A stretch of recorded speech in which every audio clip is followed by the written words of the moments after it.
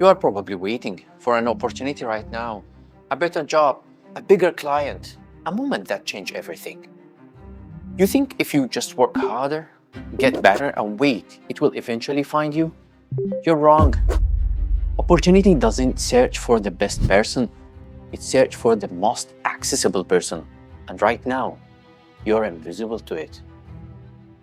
You have probably said this before. I just need one opportunity. But here's the problem. Opportunities doesn't arrive like that. It doesn't knock. It does not announce itself. And it almost never goes to the most talented person in the room. It goes somewhere else entirely. Think about this for a second. The last real opportunity you got, not a small task, not something routine, a real one, something that mattered to you. Ask yourself, how did it really actually find you? Was it random? Or did it just come through a person or a place or a position you were already in? Hold that thought, because that answer reveals everything. Opportunities feels random because we only see a moment it appears. We don't see the path it took to get there. But opportunities behave more like flow than chance. It moves through people, through systems, and through environments. It does not move towards effort. It moves towards access point. The Roman philosopher Seneca famously said, "Luck is what happens when preparation meets opportunity." It's a great quote, but what he doesn't say is that preparation is just not about building your skills. It's about building your position. If you are prepared, but you are standing on the wrong place, the opportunity flow pass through you. Opportunities doesn't search for the best person. It moves to the closest visible node. Think about how company hires a new director. They don't score the earth for the best and absolute human being alive.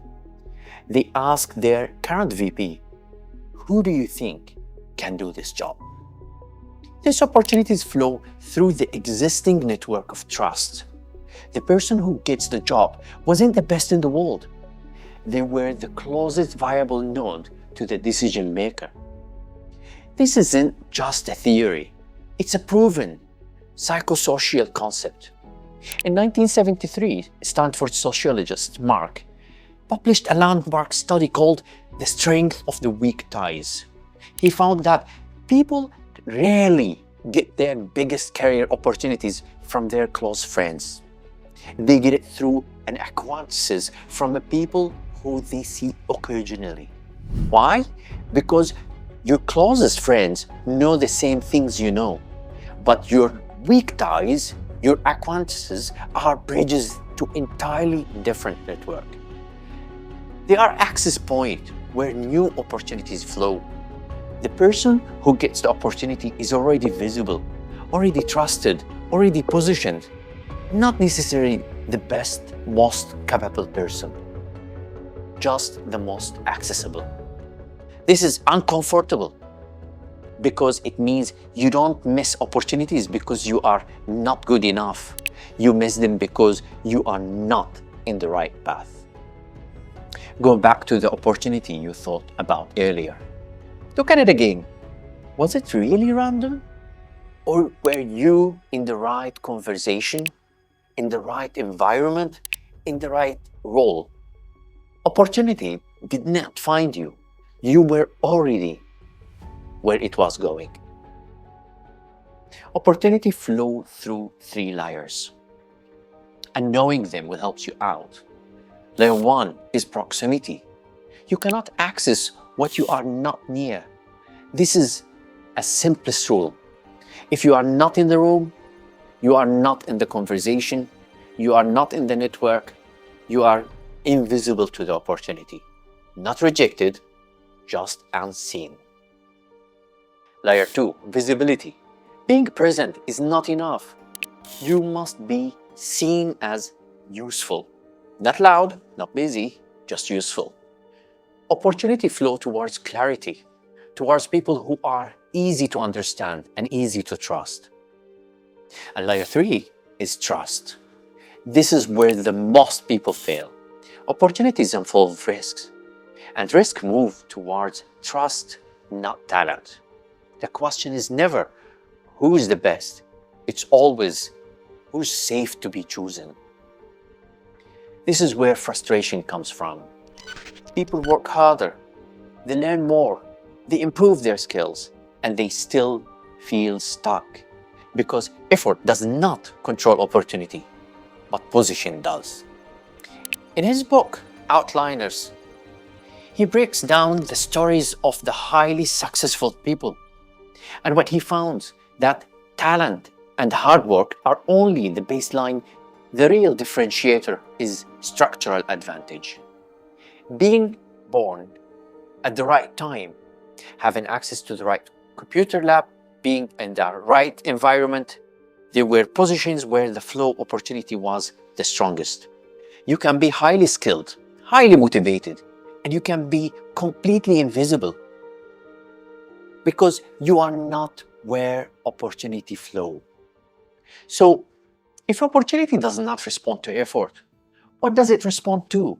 It responds to design, not by chasing it, but by building the condition for it to flow towards you.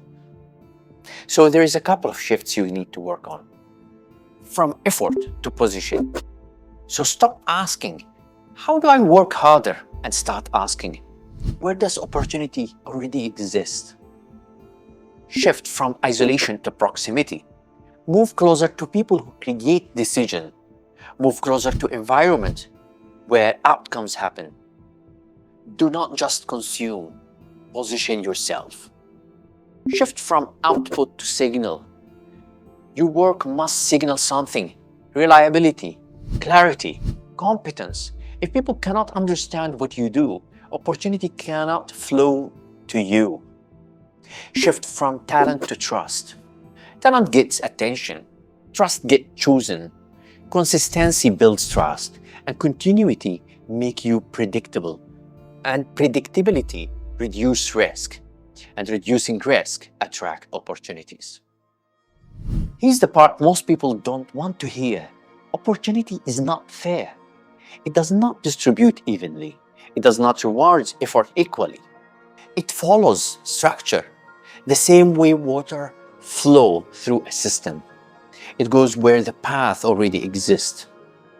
So look at your current situation, not emotionally, structurally, and ask yourself, where are my positions? Who can see me? Who trusts me? And most importantly, am I building the path or just hoping to be found? Opportunity is not something you wait for.